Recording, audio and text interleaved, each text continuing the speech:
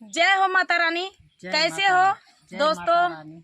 आशा करती हूँ आप लोग ठीक होंगे। तो आज सुनाएंगे चैत्र नवरात्रि देवी पचरा गीत। सुनिएगा और बताइएगा कैसा लगा। बहुत ही प्यारा देवी पचरा गीत है।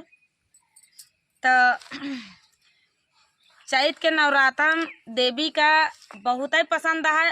अड़हुल का फूल बहुत ही ज्यादा आज लेके मनावे बैठी यही तीनों जनी बहुत पसंद है अड़हुल का फूल। तो चलिए सुनाएंगे प्यारा सा गीत।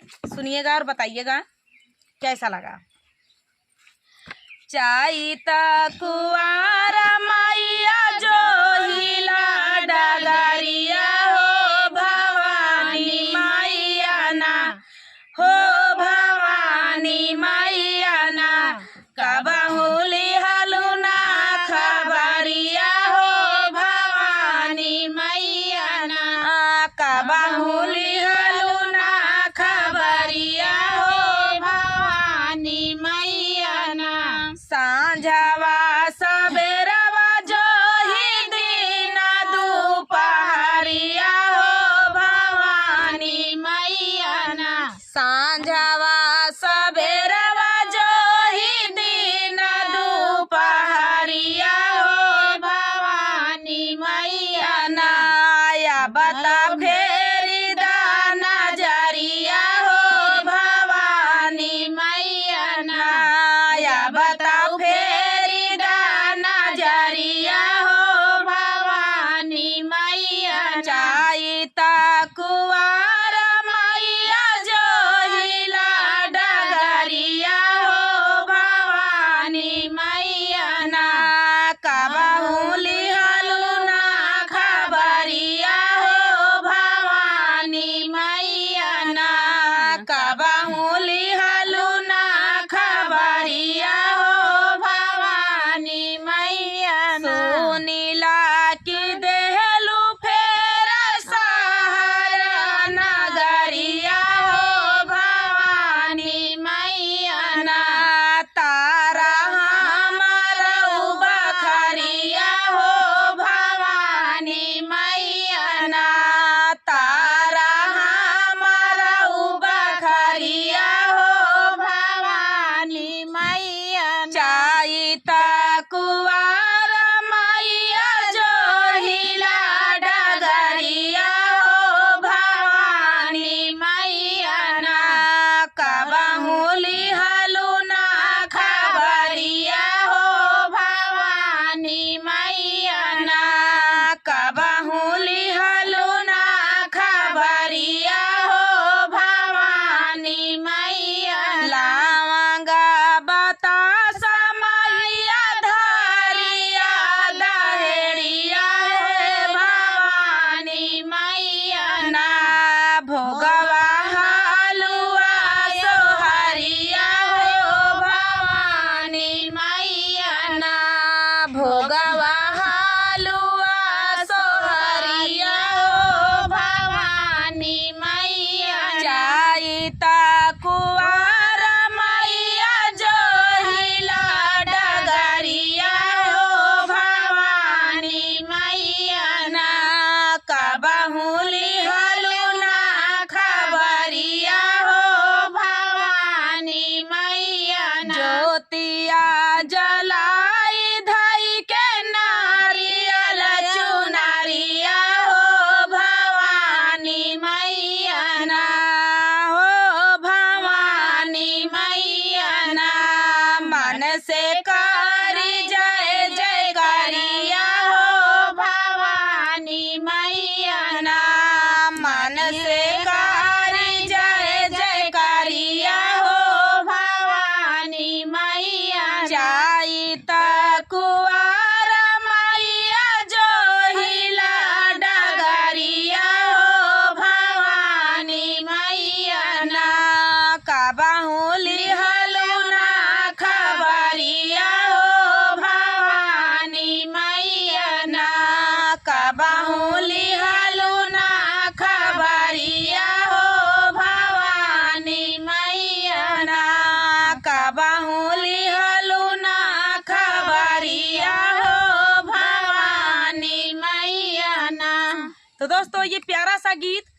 देवी पचरा गीत आप सभी को कैसा लगा कमेंट में जरूर बताना।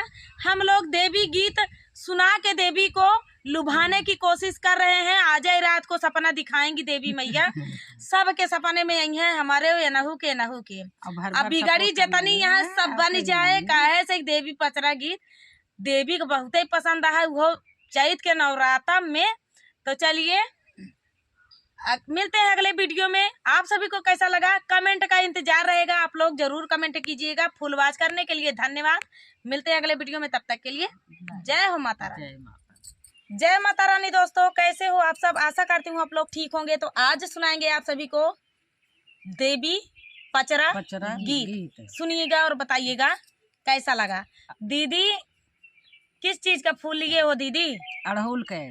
ये अड़हुल का फूल है, यही अड़हुलन का फूले पर मोहित यहाँ देवी आज तीनों जनी लाई के देवी मैया का मनई है। अब मनई है ये वीडियो वायरल, वीडियो वायरल कर देने का इच्छा है। हाँ, ये दीदी की इच्छा है कि वीडियो वायरल कर देना। दोस्तों दूर से आए हैं यहाँ बनाने, हम लखनऊ से। दीदी लखनऊ से आई है, प्रतापगढ़। तो जानते हो आप लोग, अंदाजा लगा सकते हो कि कितनी दूर से आई है दीदी।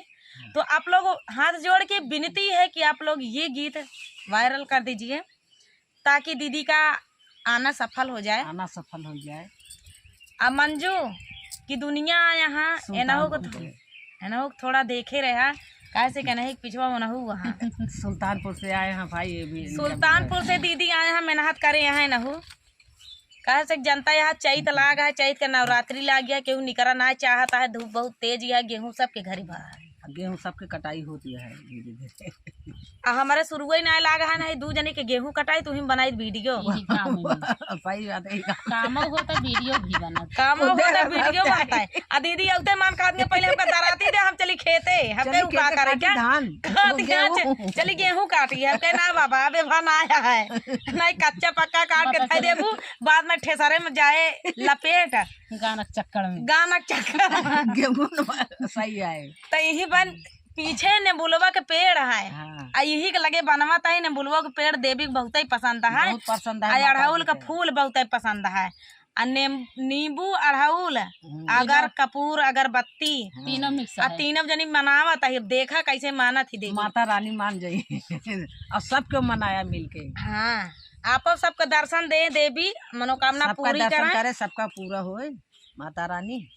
लाले आढ़उलवा मैया बागिया फूलाने हो तोड़ा ना हो गईले ना, हो तोड़ा ना हो गईले ना, फूलवा बागिया कई मालियावा हो तोड़ा ना गईले ना, फूलवा बागिया कई मालियावा हो तोड़ा ना गईले ना। एक फूलवा तोड़ा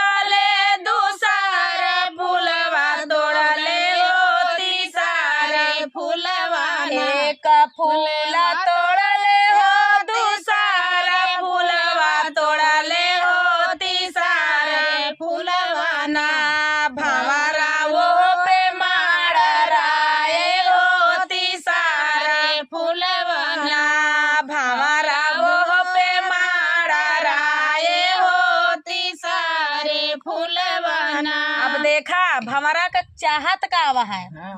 भंवरा चाहता है कि फूल तो तोड़ के लेके चला जा ब्या, अब फूल हमारा हार है, आई है देवी के हार है, हमका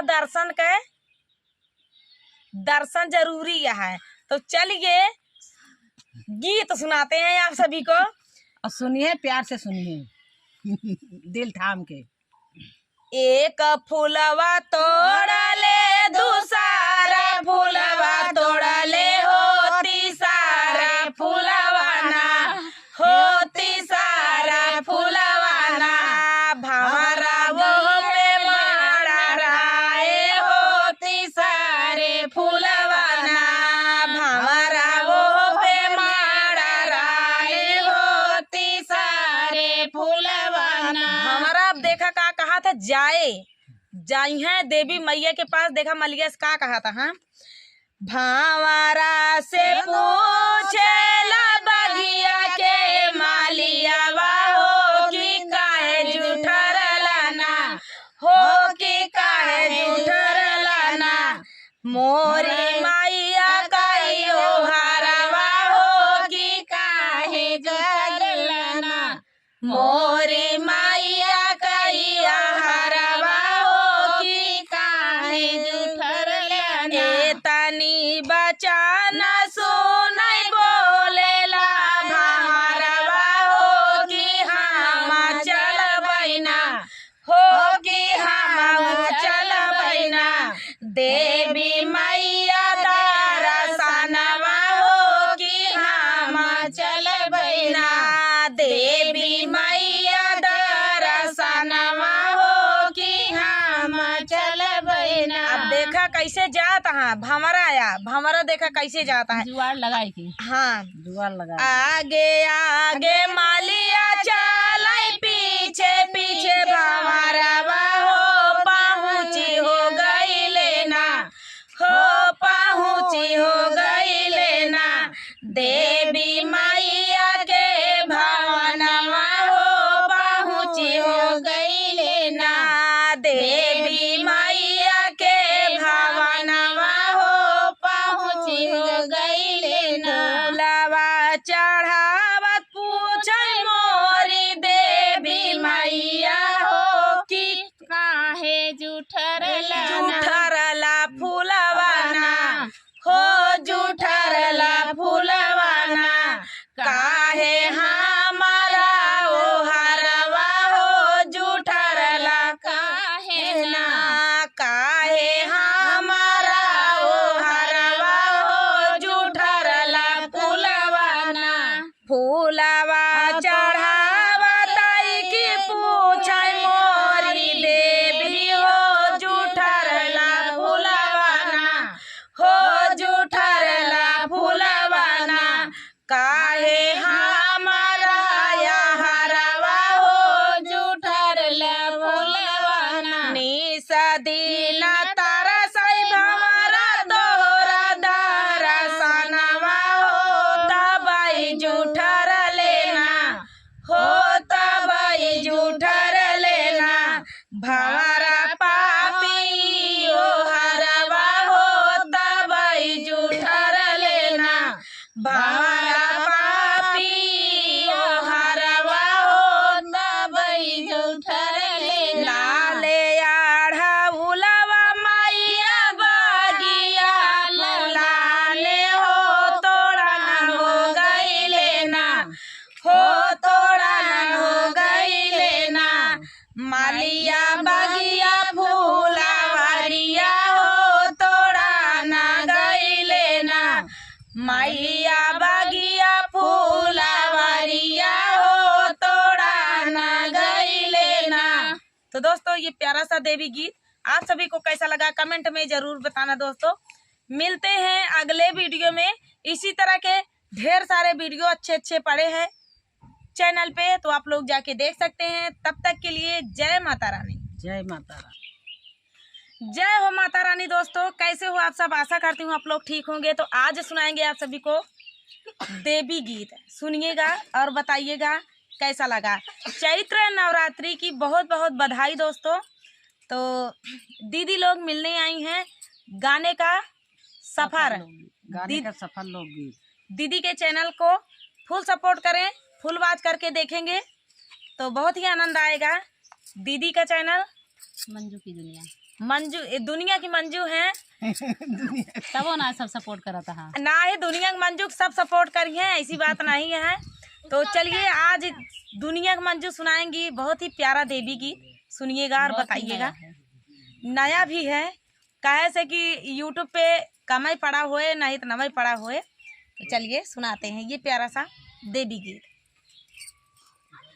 लाल मांगिला हो चटकार मांगिला हो, लाल मांगिला हो चटकार मांगिला, अपने मैया जी से 16 हो सिंगार मांगिला, अपने मैया जी से 16 हो सिंगार मांगिला। लाल मांगिला हो चटकार मांगिला हो, लाल मांगिला हो चटकार मांगिला, अपने 16 हो सिंगार मांगीला, अपने मैया जी से 16 हो सिंगार मांगीला। बेटवा मांगीला सरकारी नौकरिया हो, बेटवा मांगीला सरकारी नौकरिया। बिटिया के सुघर दामाद मांगीला जी, बिटिया के सुघर दामाद मांगीला, अपने मैया जी से 16 हो सिंगार मांगीला, अपने मैया जी से 16 हो सिंगार मांगीला। लाल मांगीला हो चटकार मांगीला जी, लाल मांगीला हो चटकार मांगीला, अपने मैया जी से 16 हो सिंगार मांगीला, अपने मैया जी से 16 हो सिंगार मांगीला। बहुअर के मांगीला गोदी में लाला नवा हो, बहुअर के मांगीला गोदी में लाला नवा हो, बिटिया के मांगीला गोदी में लाला नवा हो, बिटिया के मांगीला गोदी में लाला नवा हो। दोनों के सुखी परिवार मांगीला जी, दोनों के सुखी परिवार मांगीला, अपने मैया जी से 16 हो सिंगार मांगीला, अपने मैया जी से 16 हो सिंगार मांगीला। लाल मांगीला हो चटकार मांगीला जी, लाल मांगीला हो चटकार मांगीला, अपने मैया जी से 16 हो सिंगार मांगीला, अपने मैया जी से 16 हो सिंगार मांगीला। नैहरे में मांगीला भैया से भतीजवा हो, नैहरे में मांगीला भैया से भतीजवा। ससुरे में भरल परिवार मांगीला हो, ससुरे में भरल परिवार मांगीला, अपने मैया जी से 16 हो सिंगार मांगीला, अपने मैया जी से 16 हो सिंगार मांगीला। लाल मांगीला हो चटकार मांगीला जी, लाल मांगीला हो चटकार मांगीला, अपने मैया जी से 16 हो सिंगार मांगीला, अपने मैया जी से 16 हो सिंगार मांगीला। घरवा में मांगीला ना धाना सोनावा हो, घरवा में मांगीला ना धाना सोनावा हो, ना धाना सोनावा सखिया ना धाना सोनावा हो, ना धाना सोनावा सखिया ना धाना सोनावा हो। जुग जुग भरल भंडार मांगीला हो, जुग जुग भरल भंडार मांगीला, अपने मैया जी से 16 हो सिंगार